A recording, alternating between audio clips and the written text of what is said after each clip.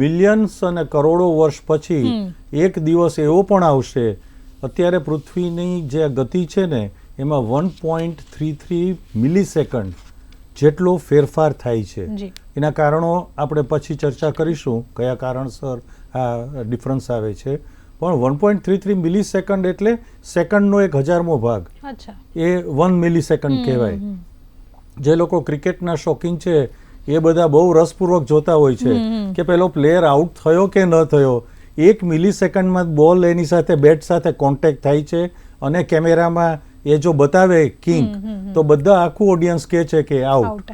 એમ 1 millisecond શું ફેર ક્રિકેટમાં કરે, પણ સૌથી વધારે 1 મિલીસેકન્ડનો ફેર ડિજિટલ કોમ્યુનિકેશન, સેટેલાઇટ કોમ્યુનિકેશન અને આને માટેની એટોમિક ક્લોક્સ આવે છે, એમાં ફેરફાર કરી અને પ્લસ અને માઇનસ એટલે કે મિલીસેકન્ડનો પણ ફેરફાર એની અંદર કરવામાં આવે.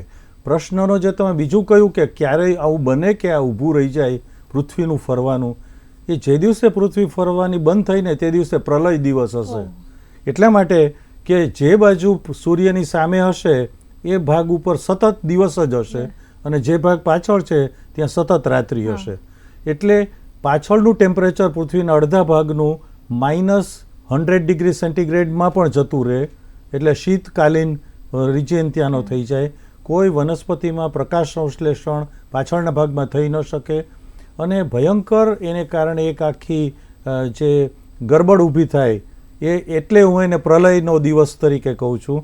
પણ પૃથ્વીનું અત્યારે જ આને અમે છે ને એંગ્યુલર મોમેન્ટમ કહીએ છીએ. જે કુદરતી રચના પહેલેથી એંગ્યુલર મોમેન્ટમ પૃથ્વીને મળી ગયું છે એને સતત ફરતી જ રાખશે, સિવાય કે બહારનો કોઈ મોટો કોઈ ટક્કર લાગે કોઈ બીજા પ્લેનેટની અને પૃથ્વીને ધક્કો એ બ્રેક લાગે તો પૃથ્વીની ગતિમાં ફેરફાર થાય. બાકી આપણે અનંતકાળ સુધી એમ માની શકાય કે પૃથ્વી ગોળ ગોળ તો ફરે જ રાખશે. જી.